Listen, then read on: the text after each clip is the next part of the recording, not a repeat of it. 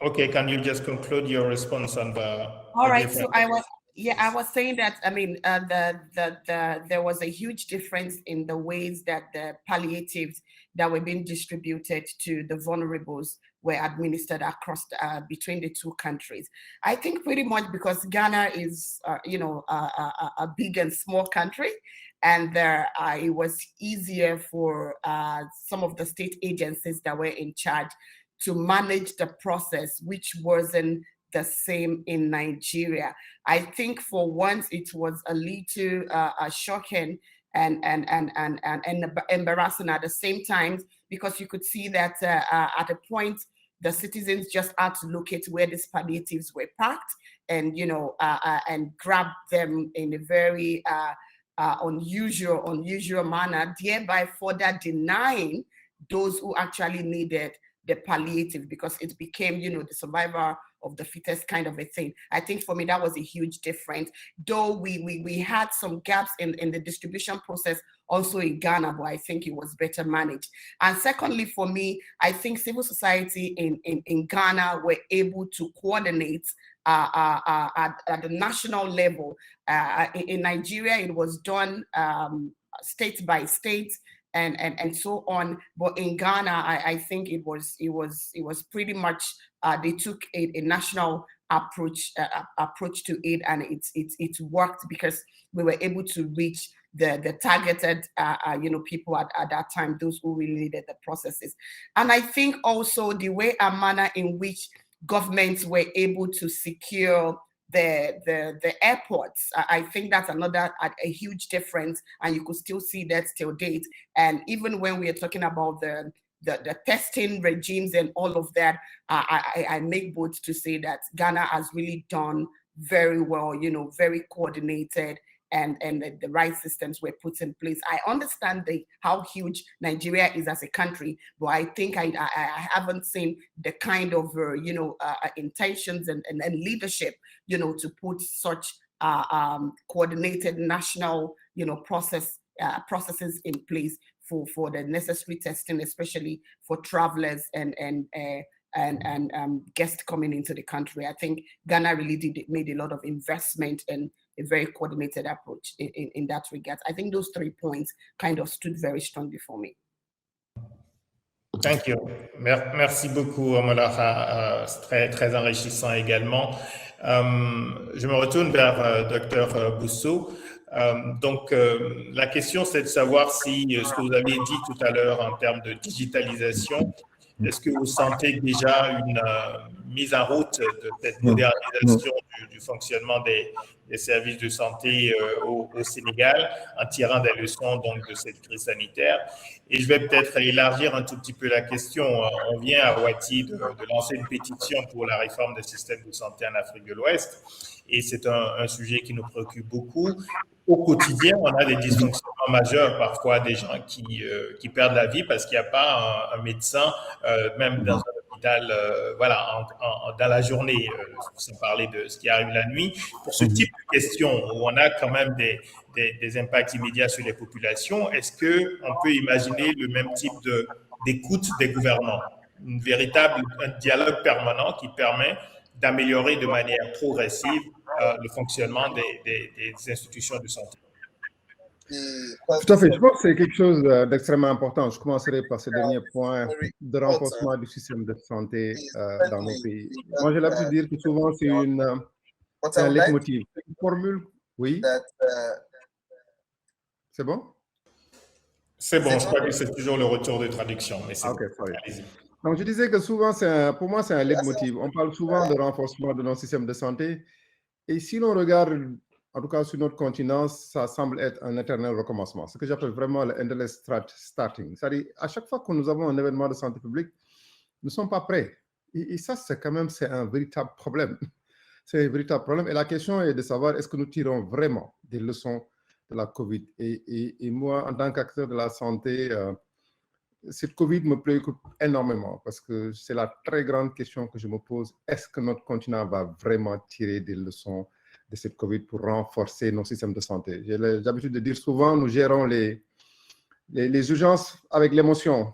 nous y allons quand c'est fini et puis on ne s'arrête plus, quoi. On pense que c'est terminé, c'est derrière nos dos. Donc, je pense que c'est important effectivement qu'on puisse s'arrêter. Et c'est quoi le contenu d'un renforcement d'un système de santé?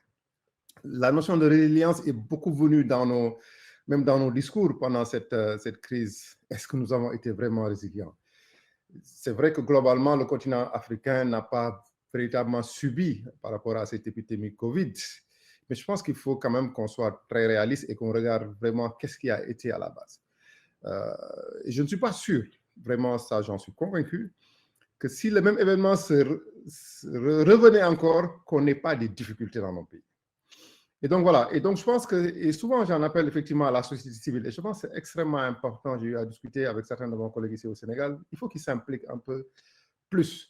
Souvent dans nos pays, nos gouvernements s'arrêtent aux infrastructures. Nous sommes très prompts à construire des hôpitaux, à des centres de santé. Souvent sans tenir compte du fonctionnement même de ce centre. Je pense que si vous faites le tour des pays, en commençant par le nôtre, vous pouvez voir des hôpitaux flambant neufs, mais qui n'ont pas de personnel.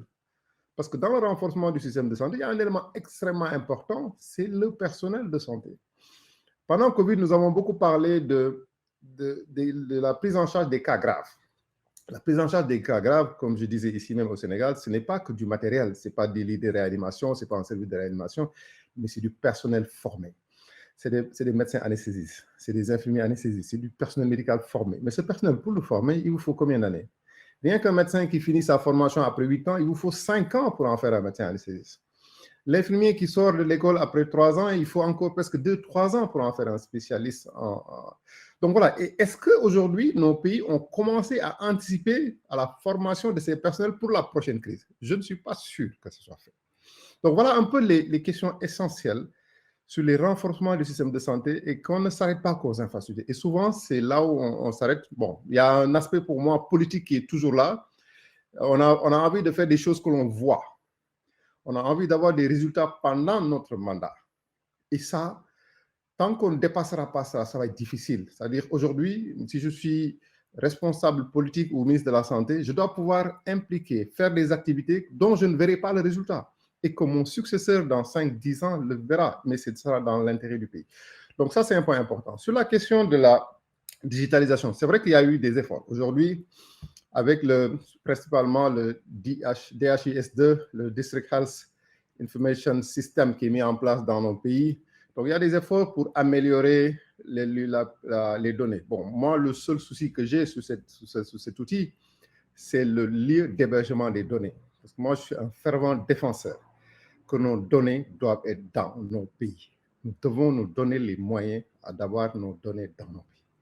Parce que la donnée, elle coûte cher, elle est importante.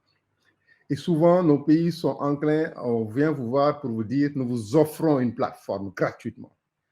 Je dis toujours encore, il n'y a rien de gratuit. On vous donne la plateforme, vos données coûtent excessivement cher.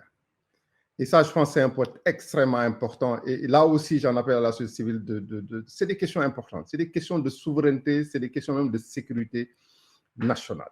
Et pour finir, sur l'autre point, c'est sur le pass sanitaire, qui est aussi important, qui est une bonne initiative. Et que moi, je suis un des partisans en disant que ce pass doit aller au-delà de la COVID. On doit l'utiliser dans nos programmes élargis de vaccination. Voilà un outil qui peut servir au PEV. Et qu'on en finisse avec ces histoires de données. Et ce sera facile maintenant, un enfant qui est vacciné, de lui donner un QR code, il sera très facile après de pouvoir le suivre. Et donc, ce pass sanitaire, à mon avis, on devra en faire carrément un pass vaccinal dans nos pays et que toute personne qui est dans le système puisse avoir ces codes. Et donc, cette digitalisation doit servir. C'est là où moi, vraiment, je parle de véritable renforcement et des leçons qu'on peut tirer des événements de santé publique. Merci. Merci beaucoup, c'est très précieux parce que nous avons vraiment des points de recommandation et je crois que c'est ça qui est le plus important, de tirer des leçons et à nouveau, il y a Covid, mais on sait qu'il y a beaucoup d'autres maladies et qu'il y a de manière permanente les besoins que vous avez soulignés de renforcement de nos systèmes, y compris d'ailleurs dans l'aspect prévention qu'on n'a pas beaucoup abordé, mais qui était évidemment capital dans la réponse à la pandémie.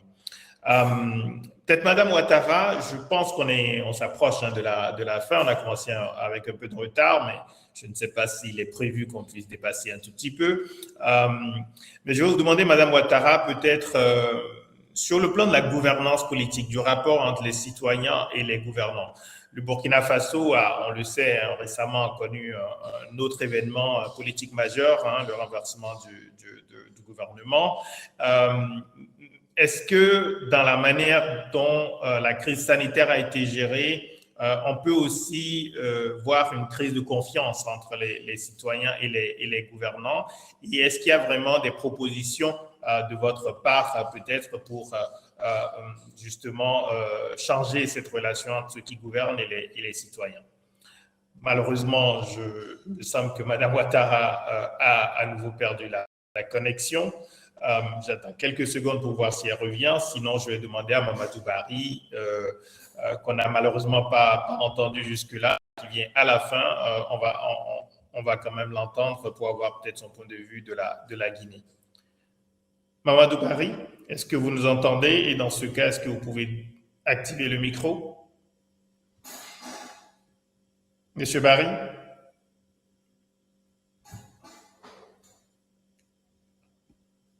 Je crois qu'il ne nous entend pas, qu'il y avait une véritable difficulté technique. Je tente encore, Monsieur Barry. Je rappelle que les indications pour traiter les problèmes de son ont été données dans le chat, dans la partie commentaire de la plateforme. Alors, je crois que Monsieur Barry nous entend toujours pas. Barry, you are on mute. Can you unmute yourself, please, at the bottom of your screen? Mamadou Barry, est-ce que vous nous entendez? Est-ce que vous pouvez activer le micro? Vous pouvez le voir en bas de l'écran. Try and refresh your screen. Vous pouvez activer juste le micro?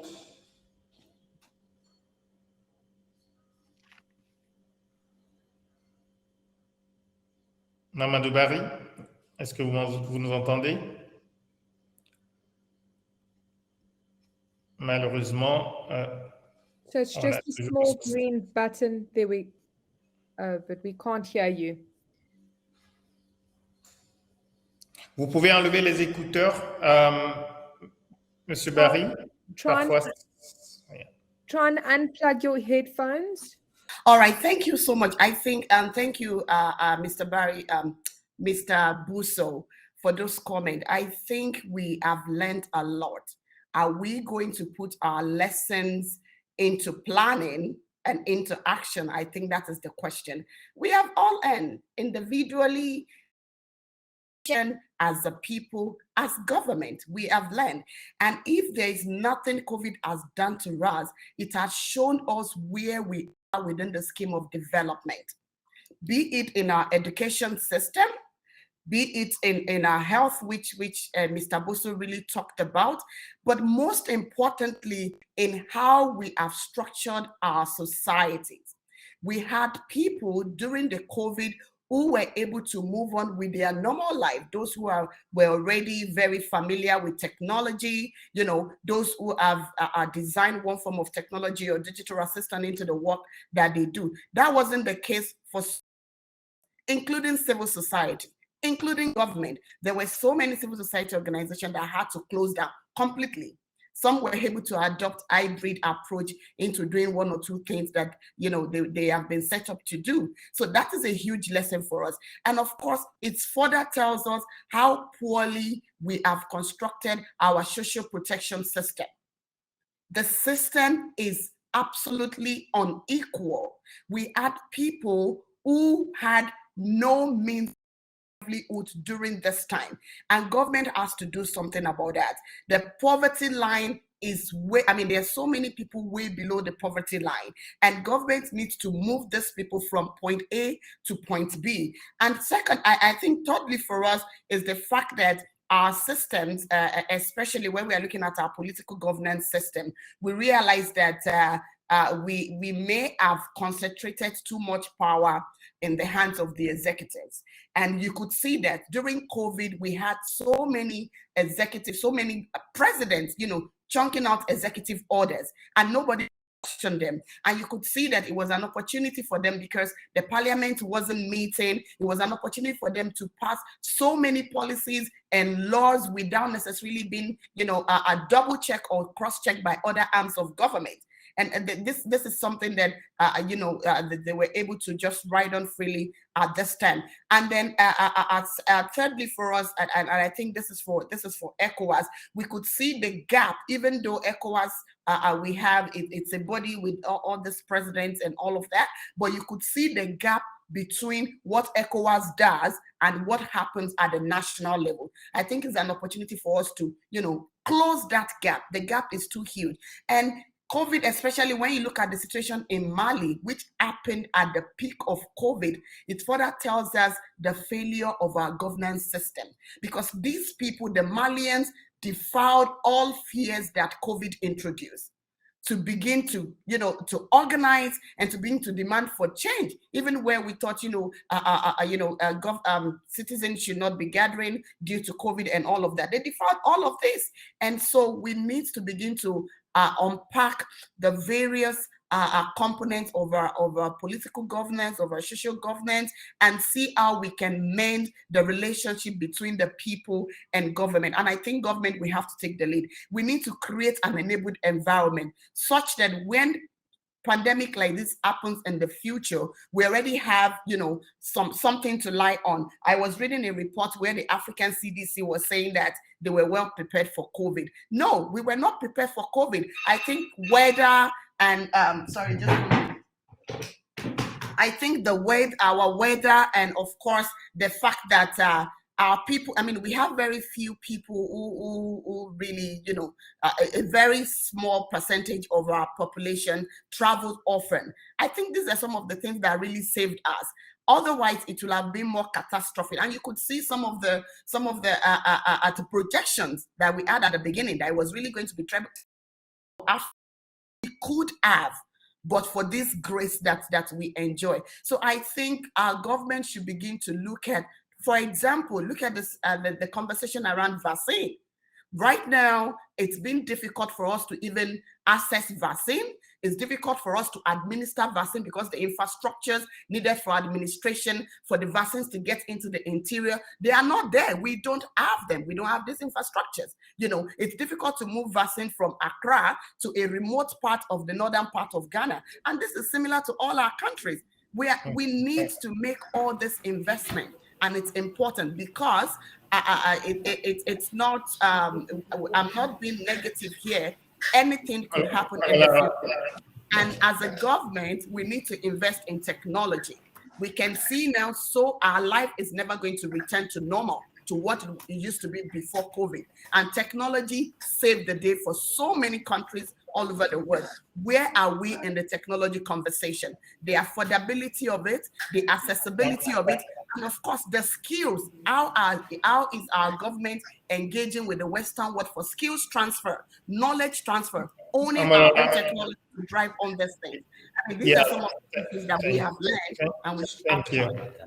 Thank you very much. It seems that we have just 1 minute left, so it is a technical platform. I'm afraid that we will be. Est-ce que vous m'entendez, s'il vous plaît?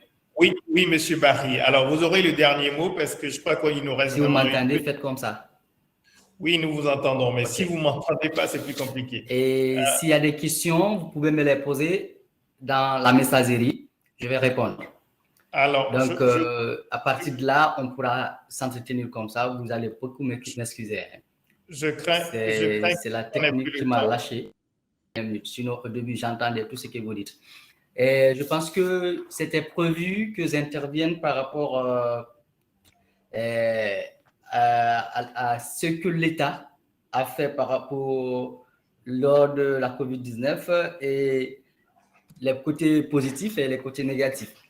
Donc, dans ma petite expérience, après, en 2000, au mois de mars, lorsque l'État a constaté que la COVID-19 était déjà au pays, ils ont fait une annonce pour dire qu'il y a le Covid. Mais ce qui est marrant, que vous allez retenir dans tout ça là, ils ont annoncé Covid, ça trouvait vraiment qu'on était à une phase électorale. Il y avait les élections qui se préparaient. Donc, il y avait le référendum, il y avait des contestations pour dire le président ne devait pas briguer un troisième mandat. Donc, sur ce, il y a eu des actions de sensibilisation. Nous avons mis des comités locaux de paix et de développement dans les zones les plus risquées pour empêcher à ce que les gens ne puissent pas respecter les barrières dictées par l'État. Ça, c'est un. Deuxièmement, de réduire ce qu'on appelle la dilatation, parce qu'il y avait des messages d'intoxication qui se véhiculaient autour de cette COVID-19 par rapport à ce qui se préparait comme élection dans notre pays. Donc, du coup, lorsqu'ils ont fini les élections et qu'il y a eu beaucoup de contaminés encore, il fallait repenser à fermer les classes dans les écoles primaires, collèges et même les universités. Donc, suite à ça, on a eu à penser à la technologie pour amener des jeunes volontaires à pouvoir animer des cours en direct, soit sur Facebook, ou faire des fascicules et balancer aux étudiants, aux enseignants, aux maîtres à travers WhatsApp pour permettre aux élèves de lire les cours à la maison. Et l'État a fait aussi une action qui est aussi salutaire. Les cours étaient dispensés à la RTG, au journal télévisé. Donc, mais le mal dans tout ça là, il y avait des enfants qui ne pouvaient pas accéder à la télé à tout moment, surtout dans les milieux ruraux. Donc, il y a eu des ONG, des associations qui ont formalisé une méthode pour permettre à ces, comment on appelle ça, à ces enseignants volontaires qui peuvent assister ses parents dans ces milieux. I'm so sorry. Qui n'avaient pas accès à l'Internet, qui n'avaient pas accès à la télé, pour qu'ils puissent s'organiser et permettre aux élèves de suivre les cours. Chaque famille, il y avait au moins 2 à 3 cours qui leur permettaient d'assister les enfants. Donc, s'il y a, comme je l'ai dit, je ne sais pas si vous m'écoutez bien et si vous m'entendez, faites-moi des signes à travers la messagerie, je pourrai comprendre. Maintenant, lorsqu'il y a eu ce problème de Covid-19, il y a eu qui ont touché vraiment la communauté. Lorsqu'on dit allez-y au marché, mais vous quittez au marché à partir de 15 heures. Quitter le marché à 15 heures, l'attroupement n'était pas permis. Donc, parfois, il y avait des violations des droits de l'homme qui sont liées à ça. D'autres femmes quitter avant 15 heures parce qu'ils vivent de ça. Donc, parfois, il y a des parties qui partent dans les marchés pour permettre aux gens.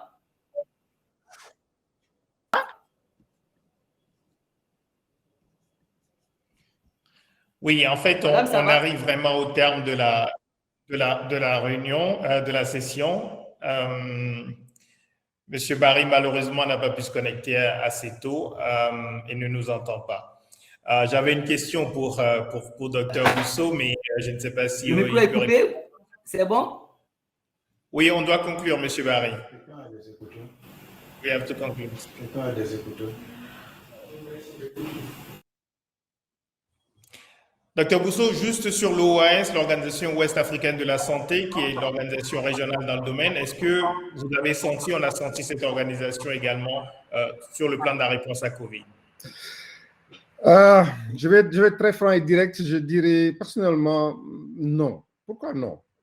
Ça ne veut pas dire qu'ils n'ont pas été, l'organisation n'a pas été présente. L'organisation a été présente pour appuyer des pays dans souvent des équipements. Mais moi, je dis toujours, pour moi, nos organisations sous-régionales et continentales font une erreur et souvent ils se comportent comme l'Organisation mondiale de la santé. L'OAS doit plus travailler dans la mise en réseau des pays, dans le partage d'informations, dans l'apprentissage entre les pays, qu'on nous connecte directement. Il ne s'agit pas juste d'être quelque part et d'envoyer juste des notes, faire tenir des réunions en ligne, demander au pays d'envoyer les données, élaborer un bulletin épidémiologique. C'est très bien.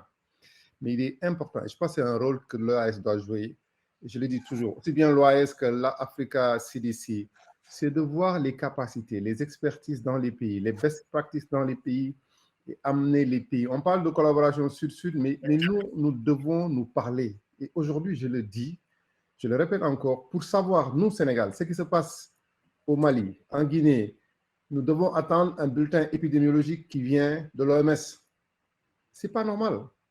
Dr. Bousso, on doit vraiment conclure maintenant. Voilà. Donc, Mais... voilà un peu ce point particulier qu'on doit vraiment accentuer. C'est vraiment la collaboration directe entre les États. Merci. Merci beaucoup, merci à toutes et à tous. On doit repartir dans la salle principale et justement restituer très rapidement cette conversation qui a été très riche malgré les soucis techniques. Merci beaucoup. Thank you very much for your contributions. We have to go back to the main room. Thank you. Merci, monsieur. C'est dommage, Gilles, c'est dommage, je n'ai pas pu répondre à la question à cause de la coupure. Oui, de la connexion. Vraiment. Alors, merci beaucoup. Merci pour votre patience. Thank you so much, everybody. Please can I ask that you make your way through to the main room. You can do this by clicking the arrow at the top of your screen and choosing the main room. Go through to there so that we can conclude with the feedback session. Thank you very, very much. We'll see you there.